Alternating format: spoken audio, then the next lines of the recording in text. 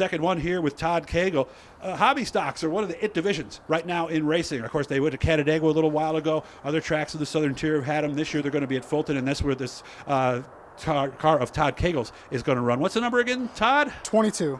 And we're going to have him putting the mic up just a little bit. 22 is his number. So we're looking under the hood here. I wanted you guys to see a little bit more about the inside. What is this engine? It's a 602 crate. Okay, so it's the same thing we'd see in a Sportsman or something like that. Yeah. Okay, so about 350, 360 horsepower. I noticed we do not have manifolds. We have headers. Yeah.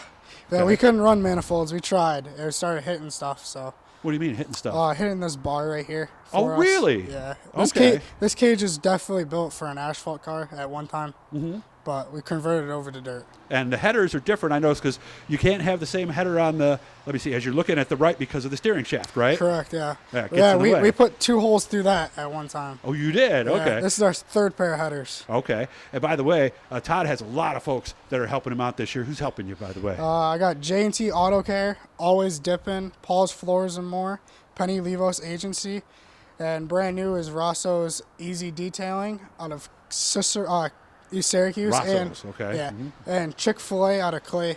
And that's a product deal only, right? You can just go there anytime and I get what wish. you want. I Yeah, wish. because I'd take that deal. I love that. I love their stuff over at Chick-fil-A. All right, so this is a different motor because he blew it at the end of last year. What was some of the stuff you changed? You told me, let's look, because this is all stock just the way the Monte Carlo came, right? The upper airframes and all that?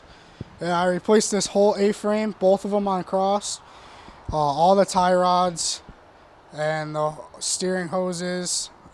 There's my whole brand new motor, all the pulleys and everything, all brand new to us. Okay. Which carburetor do we have in there? The 650? Yes. Yeah. Yeah, what's the number again? What is it, 4415 or 4412. 4412, okay. Aluminum intake. How often do we have to clean that K&N filter? This is a brand new one for us, but last year we cleaned it every other race. Okay, and I guess you use water and use some kind of lubricant almost to get I it just all use out or water and something? soap. Water and soap. Yeah. But every other race, basically? Yeah, it depends on how muddy the track was the night before. Good point. Is this a racing radiator or just like a 4-core you'd see in a street rod or something? Oh, no, that's a racing one. It is Aluminum, a racing radiator. Yep. And what are those going for nowadays? About 200, 140. All right, well, that's not ridiculous. It's No. a 4-core, right? Yeah. Okay, so it'll keep nice and cool. We got a fan on the back? No. No. Do people run fans? I think I've seen some where they have a manual switch I on the dash in case it gets hot, right? I don't Or no? think they got fans in dirt cars. Yeah, I've never seen one. Okay, all right.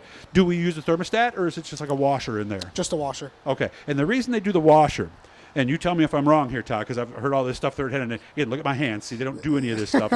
I can't turn wrenches or screwdrivers. I strip bolts. I do that kind of stuff. The reason the washer is there is we don't want the water moving through too quickly, correct? Correct. Because otherwise it's never going to heat up. Right. Okay. Or get too hot.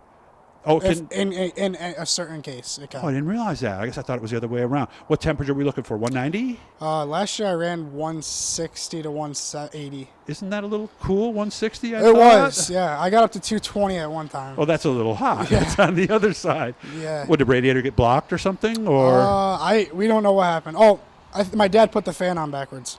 Oh, that'll do it. Okay. Yep, my dad did that. Do we have a shroud in there? I do. It's not in yet. Okay. But And we want the fan just under it a little bit, Correct. right? Because if it's back behind it, it's like you don't have a shroud, right? Correct, yeah. And what would happen then? the airflow wouldn't go to it. It would keep it. It would get too hot.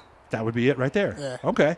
I hope you guys like this. I figured we'd look under the hood and give Todd a chance to show you what a hobby stock is. But all the suspension, all that stuff has to be just like it was on a Monte Carlo back in the day, with the Correct. exception, like we mentioned, of the disc brakes in the rear. Yes. Stock location of everything. Right, yeah, stock location of shocks, all that stuff. Correct. All right. You'll be able to see this car at Fulton Speedway this year, and now you know a little bit more about it.